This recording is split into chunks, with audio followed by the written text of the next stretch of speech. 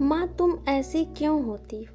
विमल बहुत परेशान था। उसे समझ में नहीं आ रहा था कि वो इस परिस्थिति से कैसे निपटे। वो अपनी माँ को बहुत चाहता था, किंतु उसकी पत्नी और बच्चे उसकी माँ से बहुत दूर भागते थे, क्योंकि उसकी माँ की एक आँख नहीं थी। साथ ही उसकी कमर भी 90 अंश पर झुकी थी। वैसे वह अपना काम खुद कर लेती है, किंतु फिर भी वो उसकी पत्नी और बच्चों के लिए हमेशा खटकती है। दादी, आप ऊपर के कमरे में जाओ, मेरे दोस्त आ रहे हैं, विमल के बेटे अखिल ने बड़े बेरुखी से कहा। पर बेटा, मैं तो यहाँ बहुत दूर बैठी हूँ, विमल की माँ ने बहुत प्यार से कहा। नहीं, आप उनके सामने मत रहो, वो मुझे चिढ़ाते हैं, अखिल ने जोर से डांटते हुए कहा।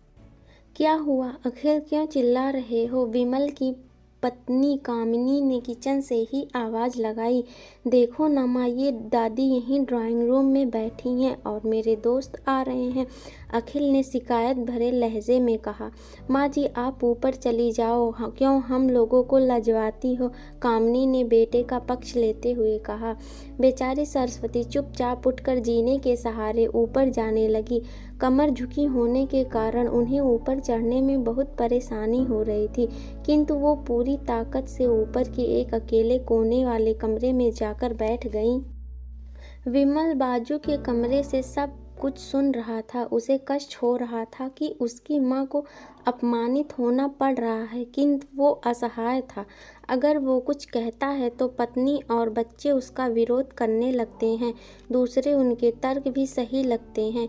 चूँकि वो एक प्रशासनिक अधिकारी था, उसका सामाजिक स्तर बहुत ऊंचा था, उसकी ससुराल भी एक उच्च घराने में थी, अतः वह चुपचाप इस तरह हर दिन अपनी माँ को अपमानित होते देखता रहता था। रात को विमल की पत्नी ने कहा, देखो जी, अब कुछ करो। कल कलेक्टर साहब की पत्नी आई थी, माँ जी अपनी देसी धुन धारा में उनसे मिली। मुझे बहुत शर्म आ रही थी, बताते हुए कि ये मेरी सास हैं।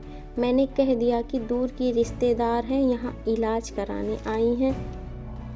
विमल को रोना आ गया, किंतु फिर भी वह चुप रहा। उसे समझ में नहीं आ रहा था कि वो क्या करे। अपने बेटे की मना स्थिति को सरस्वती अच्छी तरह से जानती थी और बेटे को कोई कष्ट ना हो, इसलिए वो हर बात को चुपचाप सह लेती थी। विमल बहुत उदास रहने लगा। एक तरफ परिवार और सामाजिक स्तर पर जीने की प्रतिबद्धता थी, तो दूसरी ओर माँ। आखिर माँ से अपने बेटे की यह हालत नहीं देखी गई। एक दिन उसने अपने बेटे से कहा, विमल, बहुत दिन हो गए हैं, मैं अपने गांव जाना चाहती हूँ, मुझे वहाँ पहुँचा दो, मेरा यहाँ मन नहीं लग रहा है। किंतु माँ, वहाँ तो कोई नहीं है, तुम्हारी देखभाल कौन करेगा? विमल ने आश्चर्य से पूछा। अरे सब गांव वाले तो हैं, और वो तुम्हारे मामा जी तो उसी गांव में रहते हैं, और फिर हम सारी व्यवस्थाएं कर आएंगे ना। कामनी को तो जैसे मन की मुराद मिल गई हो। हाँ बेटा, बहू सही कह रही है, सरस्वती ने लंबी सांस लेते हुए कहा। विमल जानता था कि गांव में माँ की देखभाल करने वाला कोई नहीं है, लेकिन अपनी पत्नी की जिद के कारण वह अपनी माँ को गांव छोड़ने पर विवश हो गया।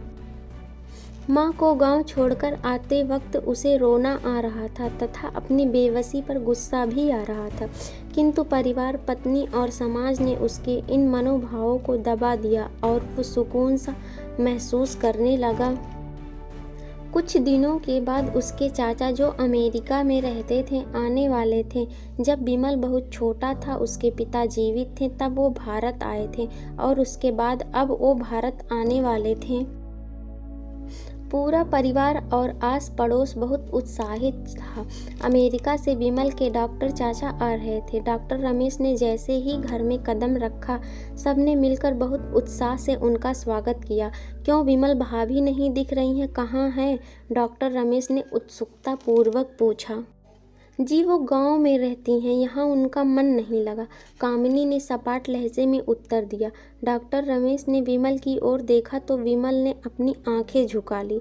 डॉक्टर रमेश सब समझ गए, बोले, कल हम भाभी से मिलने सब गांव चलेंगे। दूसरे दिन सभी लोग गांव के घर में पहुंचे। देखा कि सरस्वती को बहुत तेज बुखार है और वो पलंग पर असहाय पड़ी है। डॉक्टर रमेश दौड़कर सरस्वती के पास गए, उनके पैर छूकर रोने लगे। सरस्वती की ये हालत उनकी कल्पना से परे थी।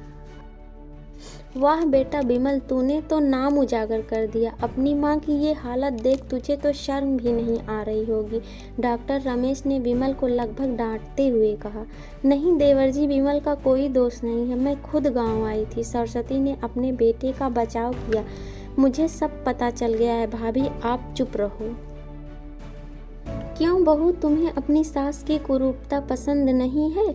समाज में तुम्हें नीचा देखना पड़ता है ना? डॉक्टर रमेश ने कामनी की ओर व्यंग्य से देखा। कामनी निरुत्तर होकर विमल को देखने लगी। आज तुम जिस सामाजिक स्तर पर हो वो इन्हीं के संघर्षों की देन है। और बेटा विमल, तुम्हें शायद मालूम ना हो कि बचपन में जब तुम 1 साल के थे तब छत से नीचे गिरने के कारण तुम्हारी एक आँख फूट गई थी और तुम्हारी रीढ़ की हड्डी में भी समस्या थी। तब तुम्हारी इस कुरूप माँ ने अपनी एक आँख और अपना बोन मैरो तुम्हें देकर इतना सुंदर स्वरूप दिया था। कामिनी बेटा, इतने सालों तक संघर्ष करके बेटे को प्रशासनिक अधिकारी बनाने वाली इस संघर्षशील औरत की तुम लोगों ने यह दशा कर दी। तुम्हें ईश्वर कभी माफ़ नहीं करेगा। डॉक्टर रमेश की आंखों से अश्रुजल धारा बह रही थी। अब भाभी आप मेरे साथ अमेरिका जाएंगी, यहाँ इन स्वार्थी लोगों के बीच नहीं रहेंगी। डॉक्टर रमेश ने सरस्वती से कहा। विमल को तो काटो तो खून नहीं था। डॉक्टर रमेश तो जो उसके चाचा थे, उन्होंने जो राज बताया उसके बाद तो विमल को यही लग रहा था कि उससे ज़्यादा पापी इंसान इस दुनिया में कोई और है ही नहीं। वह दौड़ता गया और माँ सरस्वती के कदमों से लिपट गया। माँ, मेरा अपराध अक्षम्य है। मैं जानबूझकर चुप्पी साधे रहा, आपका अपमान करवाता रहा। अब सिर्फ आप ही उस घर में मेरे साथ रहेंगी और कोई नहीं। विमल ने अग्नेय दृष्टि से अपनी पत्नी और बच्चों को देखा। कामनी को भी बहुत पश्चाताप हो रहा था, किंतु उसकी हिम्मत नहीं हो रही थी कि वो सरस्वती से आंख मिलाए। सरस्वती ने कामनी की मना स्थिति को समझकर उसको पुचकारते हुए अपने पास बुलाया और विमल को डांटते हुए कहा, खबरदार, जो मेरी बहू को मुझसे अलग करने की कोशिश की तो तुझे ही घर से बाहर निकाल दूंगी।